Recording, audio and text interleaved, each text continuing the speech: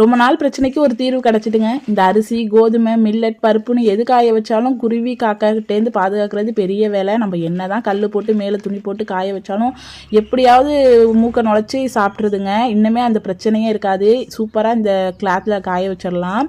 இன்னுமே காய வைக்கிறதுக்கு பிரச்சனையே இல்லை. உட்காந்து காவல் காக்கணும் அப்படிங்கிற அவசியமும் இல்லை. இந்த ட்ரை கிளாத் தாங்க ரொம்ப நாளாக வாங்கணும்னு நினச்சி வாங்கிட்டேன்.